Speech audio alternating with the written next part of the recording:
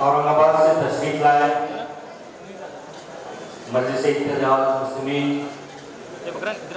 के कारगुजार सदर डॉक्टर अब्दुल गफ्फार कादरी साहब, मराठवाड़े के हमारे सदर फिरोज खान लाला साहब, नागपुर से आए हमारे विदर्भ के अध्यक्ष शाहिद रंगूनवाला साहब, औरंगाबाद से तशरीफ लाए हमारे विकास येड के कारपोरेटर साहब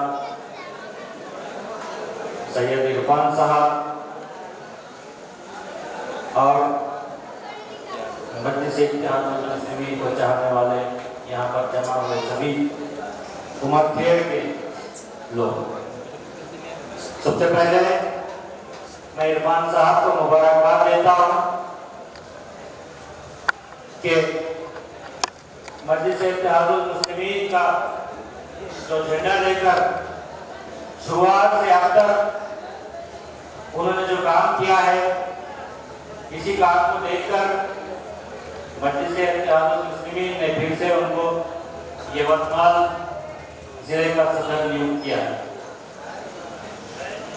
अभी 2-3 बातें मैं आपके सामने रखकर अपनी जगह देता हूँ, क्योंकि हमारे दादा साहब शेट्टी साहब ने अभी बहुत ही जज्बाती तकरीर आपके सामने की है और कुछ बातों के ऊपर उन्होंने ये भी कहा कि मेरे ऊपर गुनाह दाखिल हो सकता तो तुम्हें कर दो, लेकिन मैं और विकास येडके साहब पीछे बैठे हुए थे। गुनाह दाखिल तो बाद में होगा, लेकिन एक एक्शन हमारे ऊपर पड़ गई तो हमको दवाखाने में जाना। तो देखिए, बैरिस्टर असदुद्दीन ओवैसी साहब जो मैसेज लेकर पूरे हिंदुस्तान भर में घूम रहे हैं, उसकी तरफ हमको ध्यान देना चाहिए कि वो क्या घूम रहे हैं, उनकी तरफ हमको ध्यान देना चाहिए कि वो क्या मैसेज है और वो मैसेज के पीछे। अब बैठ जाइए ना भाई, आप लोग बैठ जाइए।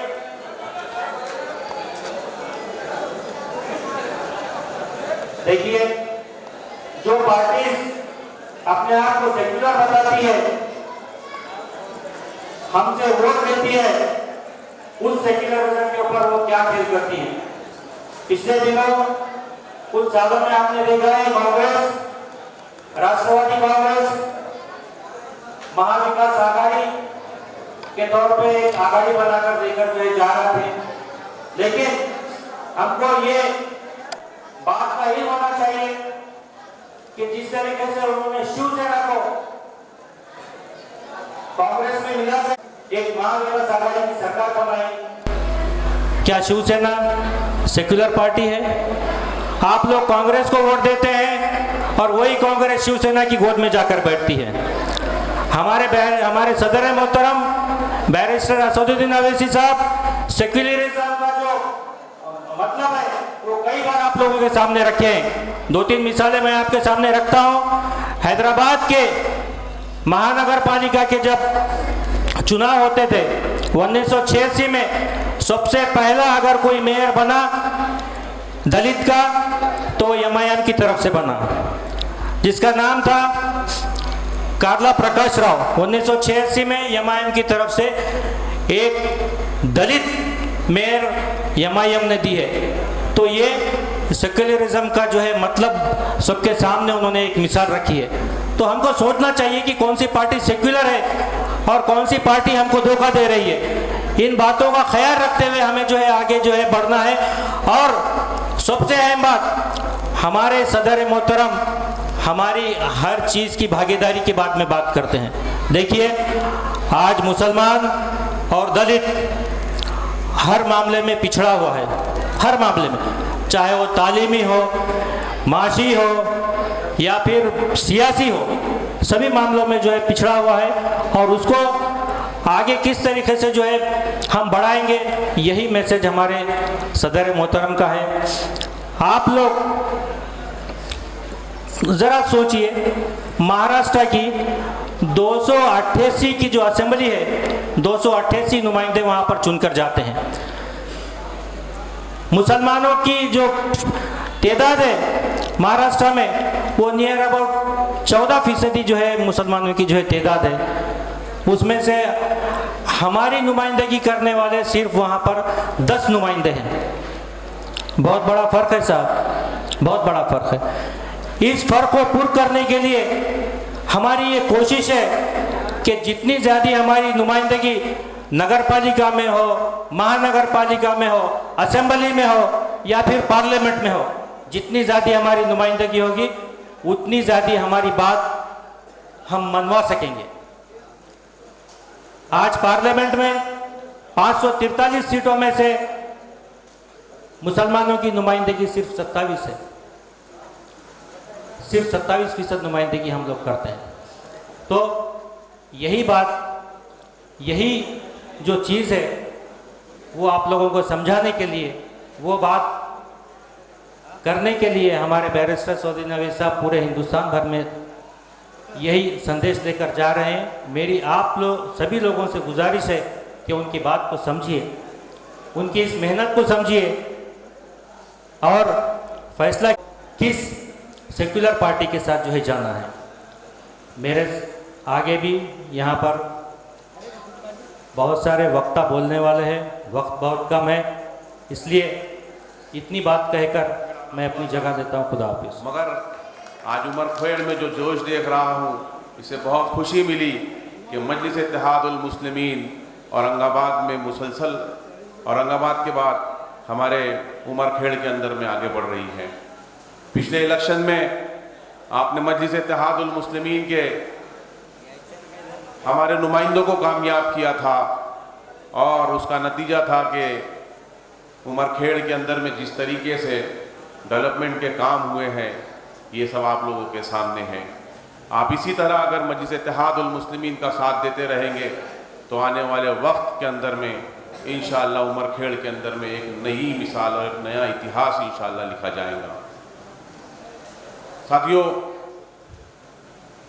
आज वक्त की ज़रूरत है कि मजलिस इत्तेहादुल मुस्लिमीन को मजबूत करना है, क्योंकि पूरे देश में जो एक फ़िज़ा बनाई जा रही है, चाहे वो सो कॉल्ड सेकुलर पार्टीज़ हो, चाहे वो बीजेपी हो, आरएसएस हो, शिवसेना हो, आप देख रहे हैं कि किस तरीका खेल पूरे हिंदुस्तान में चल रहा है। हमारे महाराष्ट्र के अंदर में हमने जिन लोगों को जिता के दिया था, जिन लोगों ने सेकुलर पार्टियों के नाम से वोट लिए थे, वही पार्टियां जो है बाबरी मस्जिद के शहादत में जो लोग शामिल थे उनके साथ में मिलकर हुकूमत बना ली। उन्होंने, हमारे बैरिस्टर असदुद्दीन ओवैसी साहब कहते हैं कि उन्होंने आपस में निकाह कर लिया। तो साथियों, फिर क्या हुआ? उसके बाद में फिर एक परिवर्तन महाराष्ट्र के अंदर में आया और जो लोग अपने आप को सेकुलर कहते थे वो जाके बीजेपी से मिल लिए। तो इस तरीके की राजनीति महाराष्ट्र में चल रही है। हम किस पर भरोसा करेंगे? हम किसको देखेंगे? तो आज महाराष्ट्र के अंदर में सिर्फ एक वाहिद जमात ऐसी दिखती है जो आप लोगों की आवाज़ को उठा रही है और वही सेकुलर पार्टी है जिसका नाम मजलिस इत्तेहादुल मुस्लिमीन है। मजलिस इत्तेहादुल मुस्लिमीन को मजबूत करने की ज़रूरत है। जनाब बैरिस्टर असदुद्दीन ओवैसी साहब पूरे हिंदुस्तान में घूम रहे हैं और उनकी कोशिश यही है कि वो आप लोगों के अंदर में लीडर बनाना चाहते हैं, वो आप लोगों को लीडर बनाना चाहते हैं। क्योंकि जब हम लीडर बनेंगे, हम कब तक इसकी उसकी गुलामी करते रहेंगे? हम कब तक इसके लिए झंडे उठाते रहेंगे? हम कब अपनी लीडरशिप तैयार करेंगे?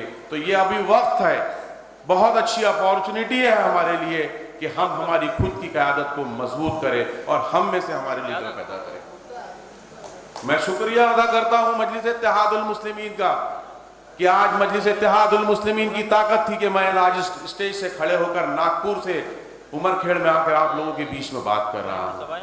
मेरा बैकग्राउंड कोई पॉलिटिकल बैकग्राउंड नहीं था, हम आप ही के जैसे सादी जिंदगी जीने वाले लोग। मगर जब बैरिस्टर असदुद्दीन ओवैसी साहब की मेहनत को देखा, वो अपने कौम के लिए किस तरीके से लड़ रहे थे, उन्हें कोई ज़रूरत नहीं थी कि पूरे देश के अंदर में घूम कर वो आप लोगों को जगाए।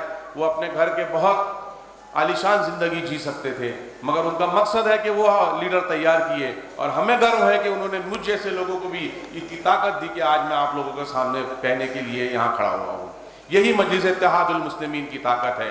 अगर हम किसी और जमात में होते, हम किसी और पार्टी में होते, तो शायद आखिरी पंक्ति में बैठ के कहीं कुर्सी लगा रहे होते या हम कहीं शतरंजियां बिछा रहे होते। मगर ये मजलिस इत्तेहादुल मुस्लिमीन की ताकत है कि आज हमें मंच मिला है और आज हमें बोलने की ताकत मिली है। ये ताकत आपको भी मिल सकती है, बशर्ते कि आपको मजलिस इत्तेहादुल मुस्लिमीन का साथ देना होगा। और आज वक्त की जरूरत है। आज मजलिस इत्तेहादुल मुस्लिमीन को मजबूत करने की जरूरत है कि जिस तरीके से पूरे देश के अंदर में एक फिजा फैलाई जा रही है, तो मजलिस इत्तेहादुल मुस्लिमीन एक अच्छा विकल्प आप लोगों के सामने है। अभी यवतमाल जिले की सदारत इरफान भाई को दी गई है, बहुत अच्छा उन्होंने काम किया है पूरे जिले के अंदर में। उन्होंने यहाँ से 8 कॉरपोरेटर जिताने का काम किया है। आप लोगों के सहयोग से ही हमारे कॉरपोरेटर जीत के आए हैं और हम उम्मीद करेंगे कि आगे भी आप लोग मस्जिद इत्तेहादुल मुस्लिमीन का साथ देंगे और यहाँ पर बनने वाले नगर पालिका के अंदर में जो भी नगर अध्यक्ष बने, जो भी नगर पालिका, मस्जिद इत्तेहादुल मुस्लिमीन के बगैर वो नहीं बन सकेगा। ये मजबूती आपको लाना पड़ेगा और ये मजबूती कब आएंगी? जब हम मुत्तहिद हो जाएंगे। और वक्त की जरूरत है कि हमने मुत्तहिद होना चाहिए और अपनी आवाज को बुलंद करना चाहिए। अगर हम मुत्तहिद नहीं होंगे तो जिस तरीके से आज देख रहे हैं आप मणिपुर में क्या हो रहा है, ट्रेनों के अंदर में दाढ़ी और टोपी देखकर एक सरकारी अधिकारी AK-47 से मुसलमानों का कत्लेआम कर रहा है। इस तरीके के अगर हमें माहौल को खत्म करना है तो हमें मुत्तहिद होकर उन सब का जवाब देना पड़ेगा। और मजलिस इत्तेहादुल मुस्लिमीन की ताकत क्या है? जब हमारे लोग ऐवानों में जीत के जाते हैं तो किस ताकत के साथ में बात करते हैं, जिसकी जीती जाती मिसाल अभी आपने हैदराबाद में देखा होगा। जिस ट्रेन हादसे के अंदर में एक नौजवान का इंतकाल हो गया, वो शहीद हो गया, जनाब अकबरुद्दीन ओवैसी साहब ने तेलंगाना की विधानसभा के अंदर में उसके लिए आवाज उठाई और उस आवाज का नतीजा ये था कि 24 घंटे के अंदर उन तीनों मासूम बच्चों के नाम से 2-2 लाख रुपए का FD हो गया।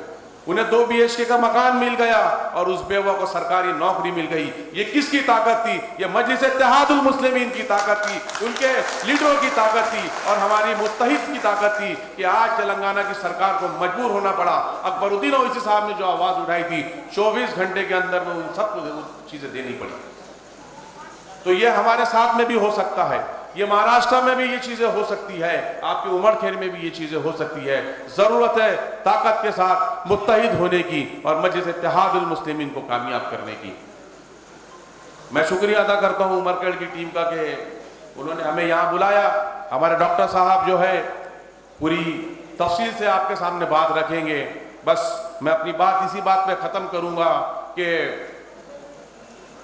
जिंदगी दी है तो जीने का हुनर भी देना, पाँव बख्शे है तो तौफीक के सफर भी देना, और गुफ्तगू तूने सिखाई थी कि मैं गूंगा था, अब मैं बोलूंगा तो बातों में असर भी देना। बहुत बहुत शुक्रिया।